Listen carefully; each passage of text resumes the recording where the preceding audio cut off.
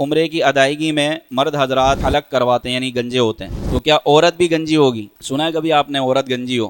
ایک اس طرح کا کیس آیا کہ اس نے جو ہے نا وہ عورت کو بھی گنجا کر دیا بھائی۔ تو یہ سن لیں، یاد رکھ لیں کہ عورت صرف اپنے بالوں کی تقصیر کروائے گی۔ قرآن پاک میں لا تحلقوا رؤوسکم حتی یبلغ الہدی محلہ، کہ اپنے سروں کے بالوں کو نہ کاٹو جب تک کہ قربانی وہاں نہ پہنچ جائے۔ یعنی حج کے دنوں میں جب بندہ حج کرنے جاتا ہے تو وہ پہلے رمی کرے گا، پھر اس کے بعد قربانی ہوگی، پھر اس کے بعد وہ حلق کروائے گا یعنی گنجا ہوگا۔ حلق کا مطلب ہوتا ہے گنجا ہونا۔ تو یہ حج کے دنوں کے مسائل ہیں جو قرآن پاک میں سورہ بقرہ میں ذکر فرمائے گا، لیکن یہاں پر کم ضمیر ہے جو کہ مردوں کے لیے ہیں۔ تو مرد حضرات جو ہے نا ان کو یہ آپشن ہوتا ہے کہ وہ یا تو گنجے ہو جائیں، حلق کروا لیں، یا پھر پورے کے برابر جو ہے نا بالوں کو کاٹ لیں۔ اس کو کہتے ہیں تقصیر کروانا۔ یہ آپشن کس کے لیے؟ مرد کے لیے۔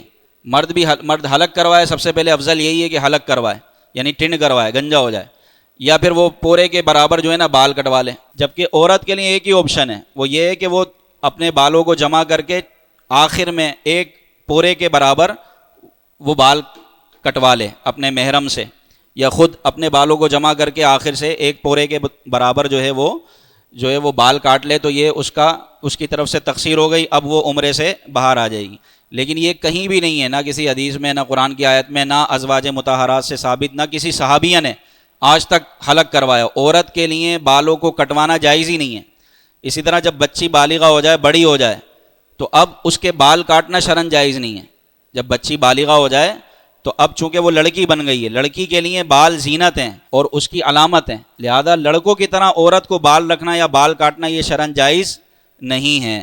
تو اب عورت صرف تقصیر ہی کروائے گی، کوئی بھی بال نہیں کاٹے گی، مطلب ٹنڈ نہیں کروائے گی، حلق نہیں کروائے گی۔ عورت کے لیے گنجا ہونا یا بال کاٹنا شرعاً ناجائز ہے، الا یہ کہ کوئی بیماری ہو جائے یا سر میں دانے ہو جائیں، وہ ایک الگ مسئلہ ہے عذر کی وجہ سے۔ لیکن بغیر عذر کے عورت کو بال چھوٹے کرنا یا مردوں کی طرح کندھے تک رکھنا یا کانوں تک رکھنا، یہ بنانا، یہ شرعاً جائز نہیں ہے۔ اور جس نے ایسا کیا ہے تو وہ اللہ کی بارگاہ میں توبہ کرے۔